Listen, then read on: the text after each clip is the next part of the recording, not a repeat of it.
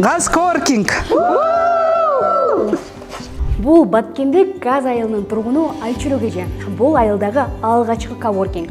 Бул жерде аялдар ишкердик, технология боюнча билим алып, спорт менен машыгып, психологиялык жардам алышат. Жумуш орундар менен камсыз болуш үчүн аларды кандайдыр бир борбордо окутушубуз керек болчу. Бул жерде аялдар өзүнө болгон ишенимин биринчиден калыптандырып алат.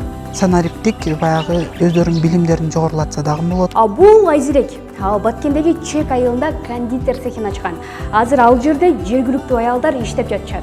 Ал эми Зарташтык Гүлнара тигүү цехин ачып, бул жай ондогон аялдар үчүн жумуш орду эле эмес, чоң тилекке айланган. Ошондой эле кайра иштетилген тигүү калдыктарын сырөө катары колдонуп, суюк абой чыгаруучу өндүрүш ишканасында ачкан. Бул Баткендик Назгүл эже. Ал Баарлашуу ишеним укук уюмун жетектейт. Ал аялдардын жана жаштардын укуктук сабаттуулугун жогорулатууга жардам берип, жарандык демилгелерди өнүктүрүп жана аялдарды өз коомунда лидер болууга шыктандырат. Кыргызстандагы аялдардын лидерлиги бул жөн эле сөз эмес. Аялдар өлкөнүн өнүгүшүнө чоң салым кошуп келишет. Мисалы, аялдардын бейөкмөт уюмдарынын ассоциациясы 85 активдүү уюмду бириктирет жана алардын башында аялдар турушат. Кыргызстандагы аялдар менен кыздар күн сайын өлкөнүн өнүгүшүнө жана буунун коопсуздук кеңешинин 1325 токтомуна негизделген аял, тынчтык жана коопсуздук аттуу дүйнөлүк программанын илгелетүүгө өз салымын кошуп келишет.